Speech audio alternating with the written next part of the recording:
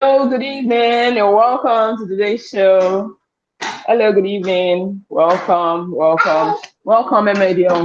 Welcome, Emedium.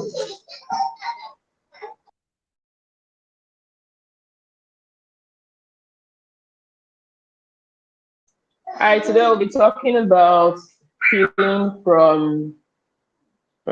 from trauma, how women can heal from trauma, how women can heal from trauma. I mean, we had a session recently.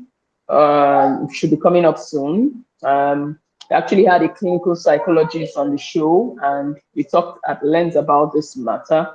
The fact that the statistics already shows a large number of women who are abused at a very tender age, and who are abused at a very tender age. And um, imagine that I think UNICEF says 1 out of every 4 women were abused as children. And I don't know what the statistics are like for Nigeria, but one of the research I saw said a LASU report, a Lagos State University did a research and found out that out of the 3,000 women that were sampled in that research from 6 geopolitical zones in Nigeria, um, about 35 point something percent were abused as children. And and that's just a sample of maybe like 3,000 people. So imagining that there are lots of women who move around are already moving around with scars from childhood, and we thought to discuss this matter. We had a full session with a clinical psychologist. I think you should anticipate that particular episode. But we're going to be talking about it. There are a lot of people who have experiences. Even I have experience of nearly getting abused by an adult, because it looked or it seems that perhaps 95 out of 100 times children are getting abused by older people, older men, matured men who maybe get to them by force, and they really can't do anything about it. Sometimes they just prep these children and just get them ready, and before you know it, I mean, I had the experience growing up. My dad used to have a friend that would frequent the house often, and because I think we were more girls than I think the only boy in my house was my brother, my younger brother, and the rest of us were girls, plus my cousins and our maid, and so I think we have about maybe six girls in the house. And this man would come in and would give us stuff, would give us money, and he would do it repeatedly, so much so that we used to expect him as children. I mean, innocently would expect him to just come home. And every time, my dad was around, or especially on weekends, he would be around, he would gist and all of that. And then I noticed that after a while of giving us gifts, giving us cash, he started to make funny advances, like started to touch us inappropriately. And I figured that if I was getting uncomfortable with it, so I would just disappear whenever I was around. But I don't know how the other girls managed it, because I think we never talked about it. Like we never really maybe said, okay, are you experiencing the same thing with this man? But I knew that every single one of us was getting that same um that same um that same treatment from him. But I just decided that whenever I was around, I was just going to disappear, like not be available to have to go through that.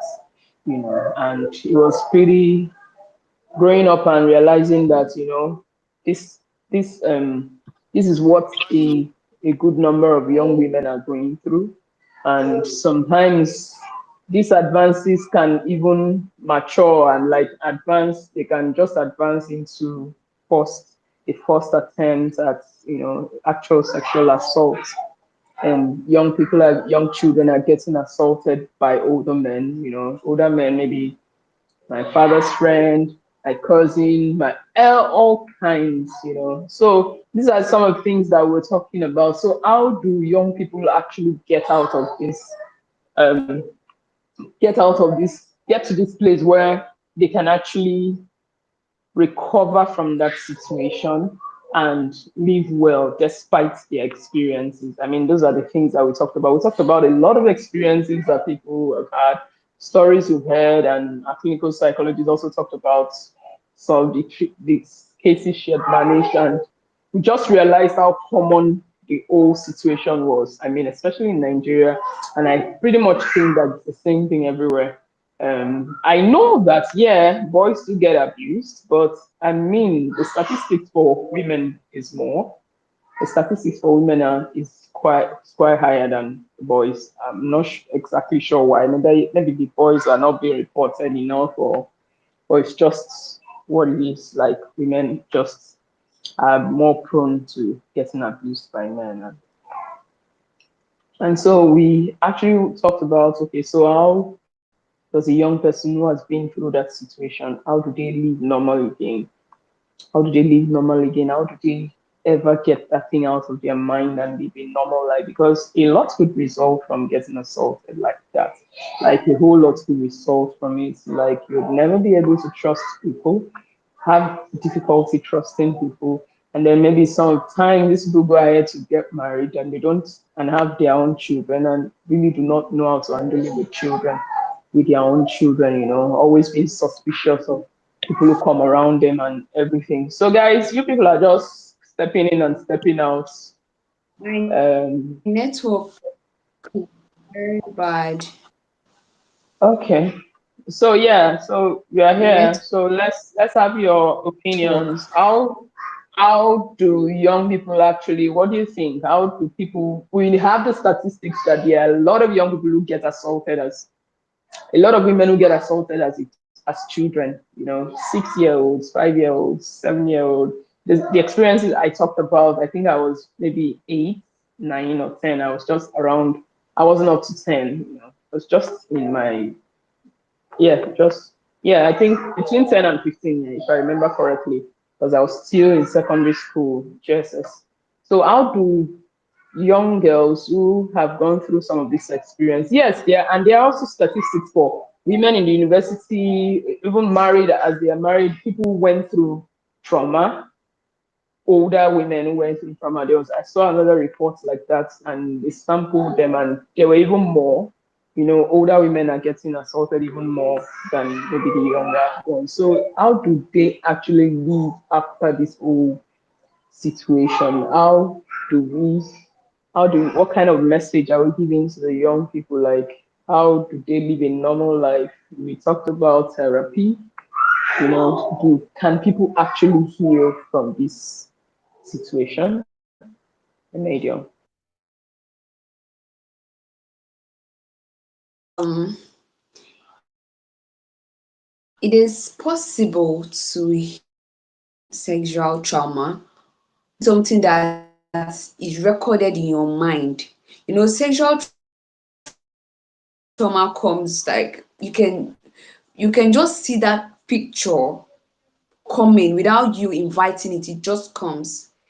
Let's say, for instance, married couples who want to, they just want to have their good time with their husband.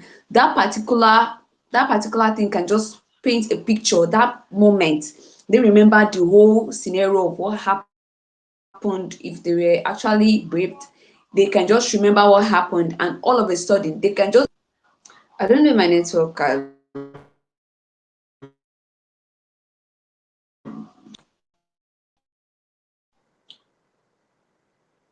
Can you hear me? Yeah, I can hear you, Medium. Go on. Can you hear me? Okay, sorry. I think my network is kind of fluctuating. So, if a person has gone through sexual trauma, they can go for therapy. But you ask a question if it is possible to heal from it. It is very possible, but it's not that easy. Going through a therapy and trying to cope with that and also knowing that it wasn't your fault and that you have this self-value. Just letting go of everything and seeing the person that you are in a relationship with or married to as not the person who was responsible for that, because some women can just have that mindset, oh, it was a man, and they just transfer their aggression to their husband at that moment, at that point in time, because they are not just healed. But before going into another relationship, I can't advise a person who is not healed from sexual trauma to venture into another relationship. Because when you are in another relationship, that process, when you're continuing doing this particular thing, it might take a while for you to forget what happened. It might take a while. Let's just say you're just on your own and then you're going through the normal therapy section. It can be easier, but that process, when you're just done with the therapy session, you just want to come back, and then your husband is on top of you again. You're remembering the whole thing, how the person did it. If you were a child, maybe 8 years, you remember the whole thing. It comes fresh again. But it is actually very cool when you just conclude in your mind that fine, I am actually going to be fine. You keep talking to yourself aside the therapy session. You just grow thick skin for yourself and just believe nothing is going to break you down. And it's very possible, but though it takes some time, but it's possible for someone to heal from sexual trauma. Though it's quite painful, it might really take a time, like I said, but it's a gradual process. And if you have someone who are willing to support you, people who understand you, support you, even partners that support you, they take you through the sessions and they are always with you, then gradually you will be able to overcome that particular trauma. It's a trauma, you can overcome it. Yeah.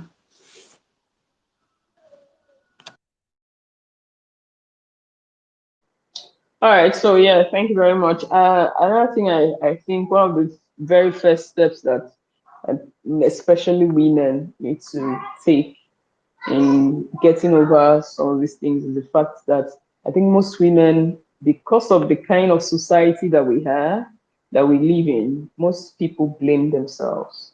I mean, the society blames you first of all. Like every time a woman has been assaulted by a man, the idea is, I mean, the first questions that are asked is, what were you doing there at that time of the day?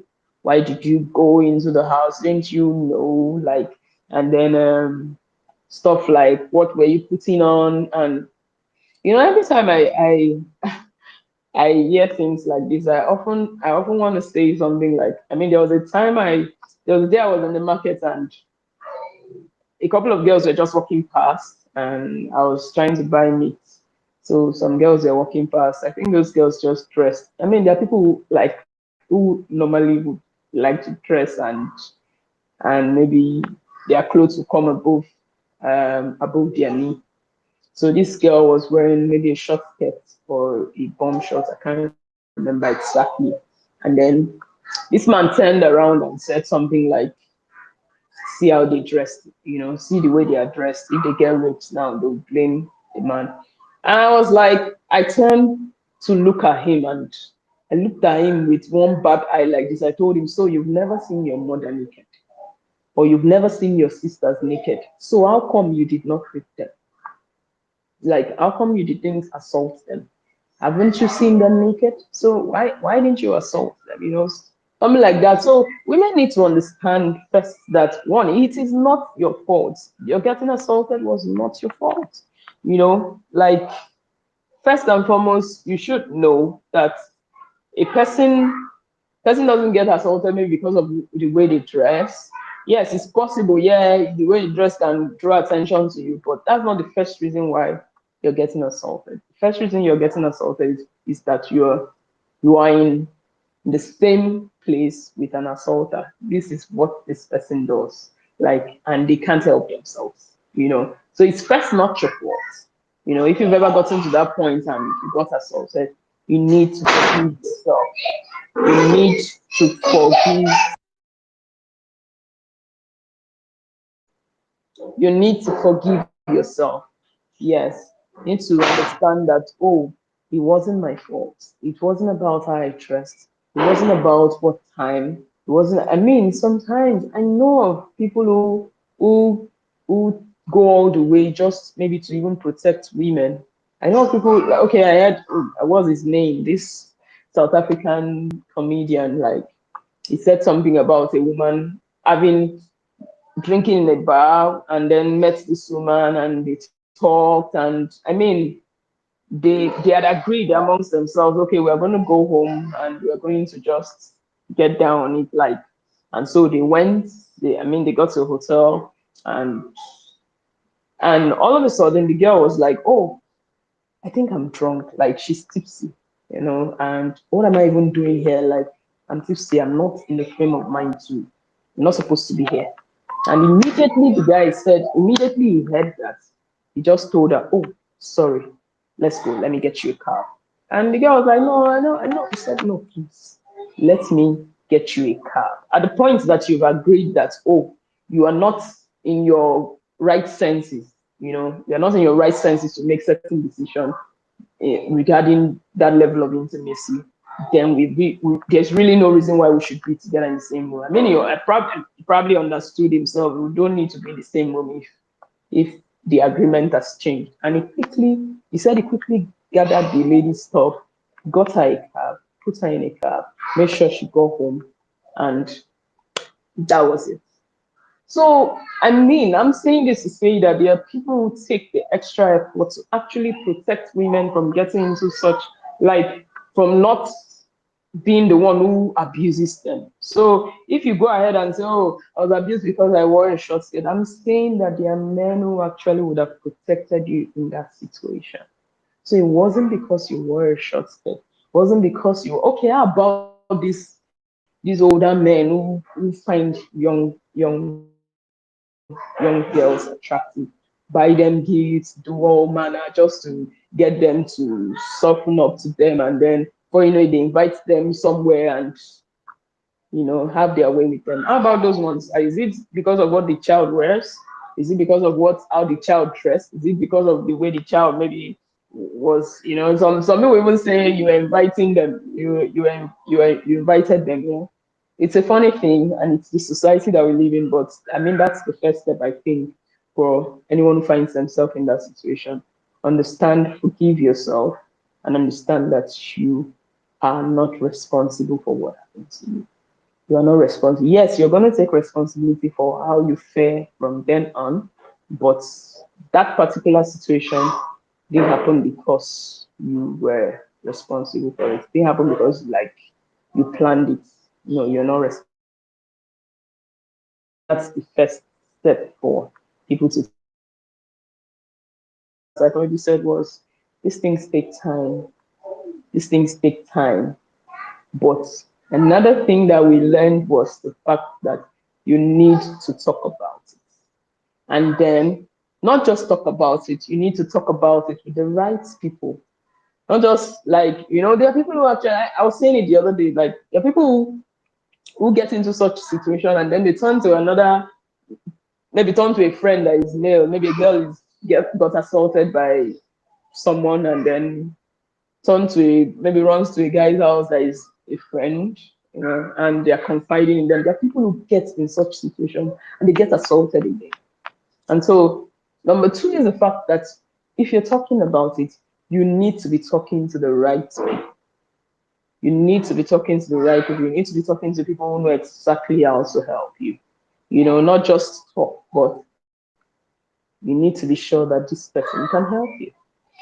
If you talk, there are people if you talk to, they'll be judgmental, they'll want to drag everything else, but even get you even justice or even get you closure. And you don't want to talk about something in your vulnerable moments and then you hear it outside and somebody's talking about it. I mean, I was vulnerable at that time. I needed consolation, I needed help, I needed to be strengthened, I needed to be comforted, and so you need to be talking to the right people, and that's why we have therapists. Yeah, that's why we have therapists. There are lots of people who may not be able to help you. There are people who may just listen. If listening is what you want, then fine. But there are times that maybe you don't just want someone to listen. You actually want a little bit of closure. actually want a little bit of closure, and you want closure from that experience. You want closure from, you know, you just want closure. You want to be able to live again. You want to be able to want to be free to explore life again, to actually live like a normal human being. So you should be talking to a therapist. These are people who understand everything about your, I mean, the woman's psychology, can help you maybe program to restore that your mental sanity. I can't even imagine how people who go through such experiences fare. I mean, getting assaulted by someone, maybe you trusted the person, maybe someone, because most of the people who do these things are not people that are, most times, the people who do these things to other people are not really like, sometimes they are relatives, sometimes they are really good friends that you probably have trusted. And so, I mean, I've walked into a place to see someone before, a friend. Yeah, I almost forgot. I've walked to see, and the person was sick. He was sick. So, oh, what's up now? How you doing? Where are you? Like, oh, you're a friend. And so I walked in, and then I nearly got assaulted that day. I had to literally fight for my life. And so we fought for a while, and then I ran. As I just escaped, I just came out of the hotel room, left my things there. I don't think I didn't even go even with my phone. I ran out, and he came after me and was like, "Oh, come and get your stuff." I said, no, I'm not day high like that to the extent of coming back after after I've escaped. But that thing stayed on my mind for a while, like, wow, because, and I can just imagine that people who don't get out of such situations.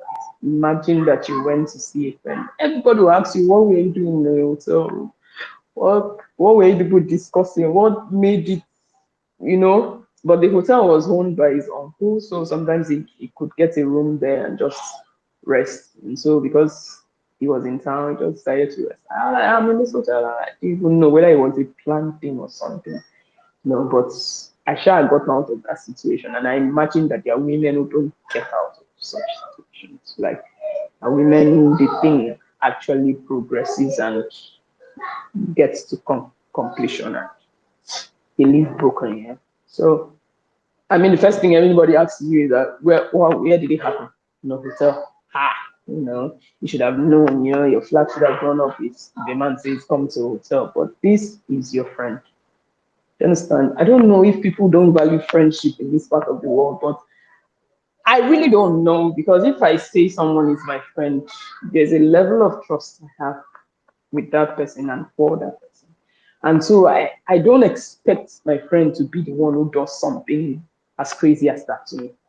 I don't know. I sincerely don't. Maybe I'm naive, but I sincerely do not expect my friend to do something as crazy as that. And you guys need to understand that this is the situation that some of these women find themselves.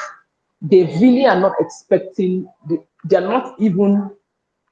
There's no way they're thinking that these things can happen to them. So they find themselves in that. And I mean, and it happens. And they're supposed to be friends. So, but when it gets out, it's like, didn't you know he was a man? What did you expect to go to a man's house? I mean, Maitaba was sharing a story that in a school setting, and anonymously people were saying this guy had assaulted them, like 3 or 4 women said they had near assault, and one, I mean, progressive assault, as in the assault completed. And some guys, and more anonymous, were saying that, well, when you people went to his house, what did you people expect? And I kind of felt like it's somehow, but that's where we are. And so yeah. So you need to be talking to the right people. Yeah, that's what I was saying. You need to be talking to the right people to help you through it, to hold your hands through it. Sometimes family members too. We need to create a supportive community environment for people to heal from things like this. An environment that is not judgmental. People do not plan these things to happen to them. They do not. They don't. So we need to provide a safe environment for people to actually heal from these things. Yes, and I think that's where therapy, supportive community, and family comes in. But if you're not getting it with family, then you may need to just check in with the professionals who can really help. And I think another thing that we should be talking about is the fact that the way it is, it's wisdom to take precautions. Yeah, it's wisdom to take precautions. And when we've said all of that, especially if you're older, I mean, young women, young children, we may not be able to tell them to take precautions, but as older women, we can take precautions. Like, you'll find yourself in a close space with a man, no matter how much you trust them. And if you're going to find yourself in a close space with them, have company. Have company, maybe another female or two more females, have company, just to be on the safe side. Yeah, it's crazy, but I mean, that's where we are at now. Another thing would be just I mean, just don't. I mean, there are times that some of us work late. That people, oh, there was a time I had to travel late. I was coming from quite a distance in town, and my house was maybe like 5 minutes trip, and it was late at night. I think it was around 10 p.m. And so I took this bike, and there's the spot we would normally take the direction to my house. But because I don't know what happened that day, he said, "Oh, you want to take another spot?" And okay, I said, "Okay, maybe the road is bad because normally when it rains, the road gets bad." And this bike guy, took me took me on another trip and diverted the normal road I would normally take. And I kept telling him, like, 2, 3 minutes into the journey, I'm like, why are you taking this road? So I knew the track he was going to take. I knew the track because I mean I've lived around there for a while. So I knew that particular track was bushy. I'm talking about 10, 11 p.m. at night. I knew that particular track was bushy and probably was going to be lonely because it was already night and there was no lights and electricity issues. And I actually thought he was going to take another track, which I knew very well. I mean, people live around there. It wasn't so far from the main road. But this guy diverted and took. I just kept telling him, drop me. I'm not going again. Guy, let's just ride it. And I knew that guy was up to something else. And so it was either I jumped off or I allowed him to take me through that journey and complete whatever it was. Only God knows how many they were and if you do it. I mean, at the point where they are more than you, you may not be able to fight them off. So I quickly flew. I flew off the bike. I flew off that bike and landed on the floor. I mean, all of the things I had with me, sand, I just landed at my things. I told him, they're not taking me through that journey. So, I mean, at that point, he now knew that I was serious. I wasn't going to go ahead with him. That's when I was like, why you doing like that? And so the road was already quiet. So, but some guys had stopped other bikes that were passing that road. One of them stopped and was like, what's the matter now? I said, he doesn't know what's wrong with this girl.